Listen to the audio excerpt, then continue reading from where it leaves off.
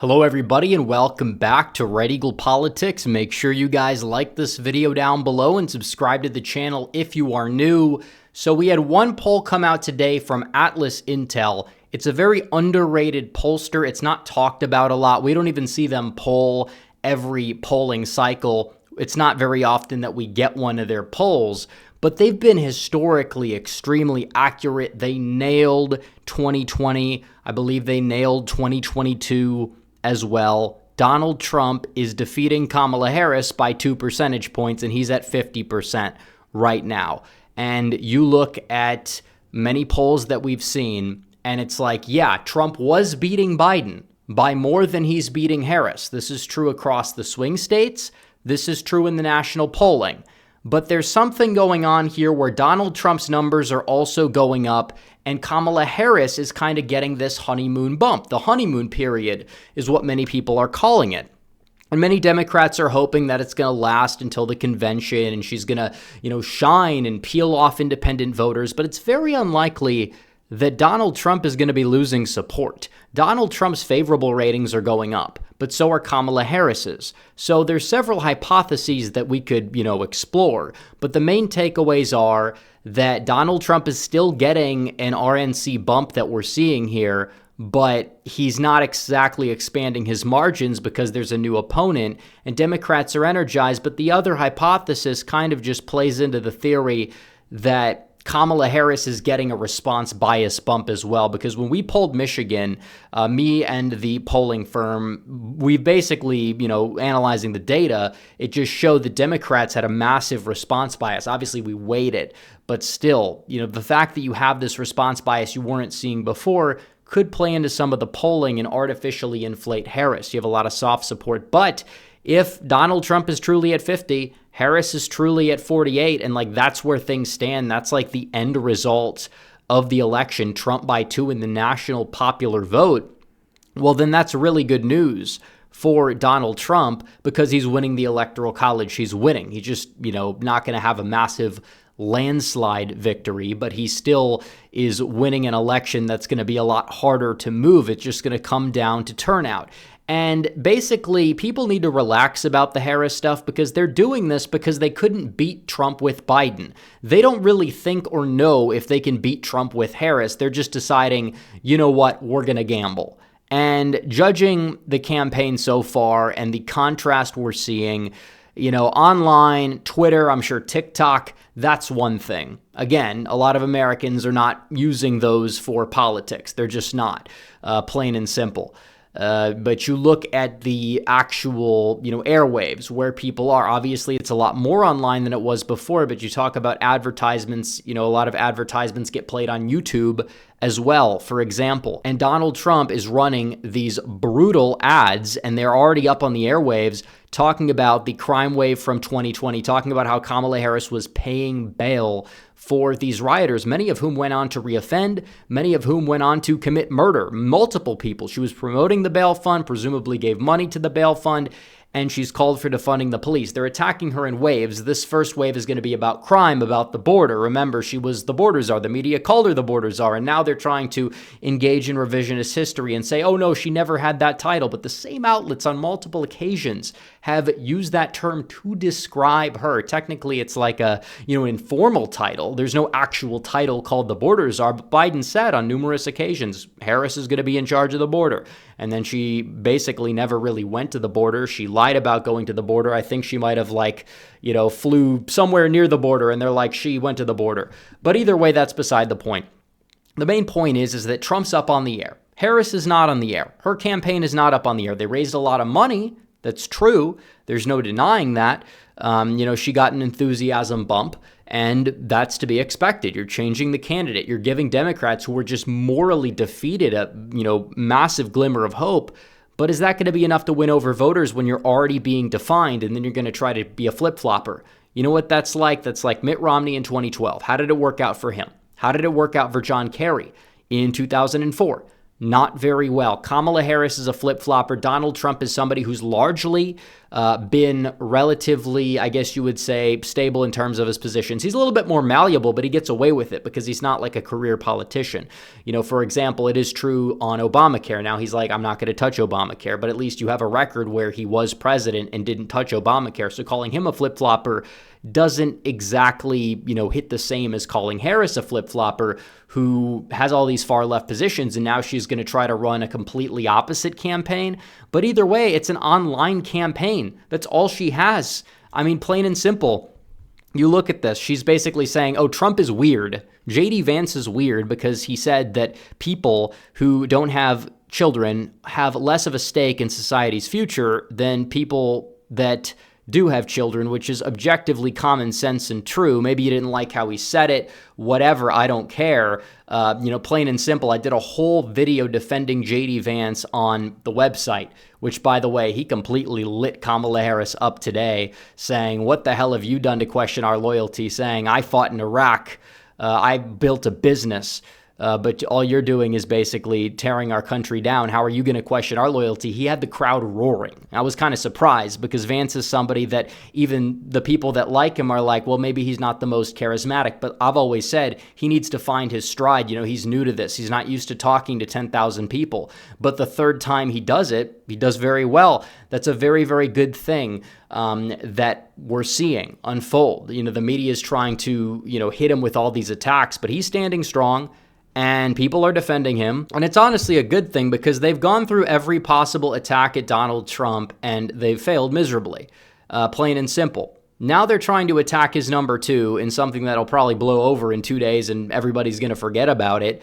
To the point where it's like, yeah, you know, unleashing all the dirt on the number two is not going to change anyone's opinion of the number one, when in reality, a lot of people just are not going to care that much. They're trying to energize their base, keep their base energized. It's the most AstroTurf campaign ever. The gaslighting we're about to see is going to be unlike anything we've ever seen. And the fact is that they're running a very bizarre online campaign. It's true. And while Biden is not the top of the ticket anymore for the Democrats, they can rest easy. Harris is not somebody that's likely going to save him. This is an article I read this morning that was on RCP. It was on the American Conservative that's who published it. But you look at this and it just goes on and talks about how Democrats were in panic and the media just decided to, you know, for some reason, just turn on Biden. And it was like we were living in an alternate reality, plain and simple. And we're kind of just seeing it unfold. Now they replaced Biden, and Biden still has that record. You know, before the debate, Biden was polling probably around where Harris is polling right now against Donald Trump. So when you look at this, it's like, it's not really like she's going to be a whole lot different on that front. You look at Kamala Harris, she's running the same campaign with the same people Biden was. There's just a, you know, sugar high. There's an energy boost involved, but you have somebody at the top of the ticket who doesn't have the age as an excuse for them being unlikable. She is tied to the record of Biden, which is bad enough. But then also she said all these crazy things during her 2020 campaign that are going to come back to bite her in her rear end. Really the 2019 campaign, because she didn't even make it to Iowa. She didn't even make it to the 2020 calendar year. Her campaign imploded the last time, and her campaign very well will implode this time if we do our part, because she's having a lot of the same people that are running Biden's campaign that imploded virtually, and her campaign that imploded back in 2020. You're combining those two groups to run this campaign. She's not in the airwaves. She'll be on the airwaves, but her ads are not really that good. I mean, she's got ads of her waving the gay pride transgender flag. Is that really something that's going to appeal to voters? Are Democrats going to be cocky and be like, oh, it's 2008 all over again because we're running a candidate who is, I guess, relatively young, but not even that young, who happens to be of a minority group? I mean, she is a black woman. She's, you know, half Jamaican, half Indian, you know, whatever you want to label her as. Either way, you know, she's somebody that they think is going to bring energy based off of that fact alone. And if she loses, they're just going to cry, America's not ready. And it's like, no, they're not ready for Kamala Harris. not because of her identity, but because she sucks. She's not a good candidate. The Democrat primary base was not ready for Kamala Harris. They'll never be ready for Kamala Harris because Kamala Harris is not likable unless she gets a massive personality transplant and somehow, all the dirt just goes away. But in reality, that's what the media is trying to do to her right now. And is it really working? Well, either way, they're delusional. This is probably the most juicy part of the video. Mississippi. They think they're going to win Mississippi. This is a real article in the Mississippi Clarion Ledger. We could possibly turn Mississippi blue. Well, if Mississippi couldn't even get within 10 points with Obama, with supercharged black turnout, you think that Kamala Harris is going to turn a state that's R plus 15 and extremely polarized blue? You've got to be out of your mind. You ran the worst possible Republican in the not the midterms, but 2023, Tate Reeves, who was an unpopular incumbent, had an approval rating below 50%. Usually that's easy to beat. If your approval rating's underwater, your disapproval rating is at 50. Against a very moderate, fake moderate, but appearing moderate, strong, possible, Democrat who could speak to people, peel off some voters, and they couldn't even force a runoff. But you think Kamala Harris is going to defeat Donald Trump in Mississippi? This is her campaign.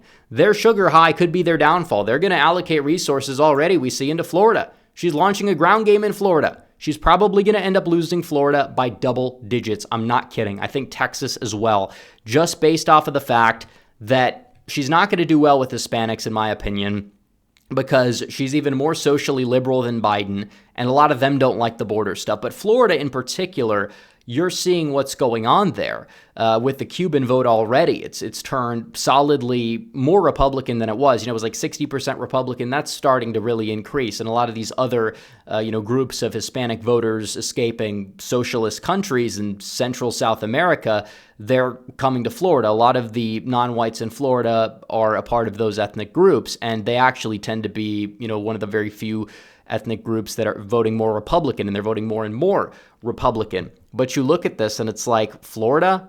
Really? Florida? When she's talked about having, this socialized medicine, she co-sponsored Bernie Sanders' healthcare plan. You think you're going to flip Florida? You think you're even going to do better than Biden in Florida when those ads hit? Overall, Harris is a train wreck of a candidate. She's already running a campaign that's overrated, overhyped. And again, we just need to focus. I'm not saying take her lightly. I'm not saying laugh her off. I'm not saying this election's over. It's far from over, believe me.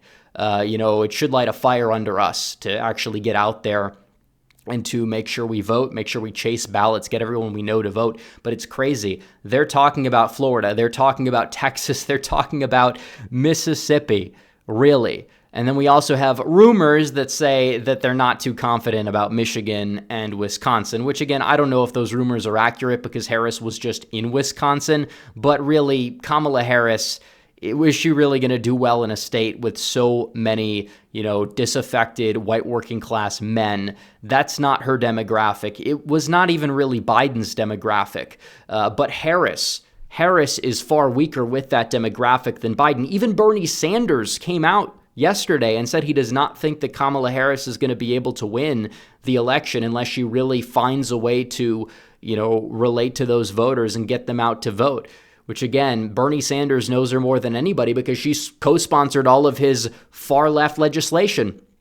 He did. It's true. There's so much dirt on Harris. It's almost the problem of abundance. But I kind of like what the Trump campaign is doing. They're on the airwaves. They're attacking her first and foremost on crime. It's going to be like a Willie Horton ad every single time you turn on the TV between now and Election Day. Because it's true. She's failed. She's weak. She is dangerously liberal. Democrats can be, complacent. Oh, well, she's gaining in the polls, even though Trump is also gaining in the polls. They can say, well, she's not Biden, but arguably she has more baggage than Biden outside of the whole age thing, which again, she can't complete a sentence either. Let's be real. She talks in circles. She talks in word salads. The only difference is you would expect her not to, given her age, plain and simple. So either way, her campaign is already kind of in disarray. They don't know what they're doing. They don't have a message. They don't have policy. It's just Trump bad, Trump weird. That's going to really stick? Who are you trying to get on your side? 20-year-old girls on TikTok? They're not a very high propensity demographic, and I don't really believe that Harris is going to do a lot to change that anyways.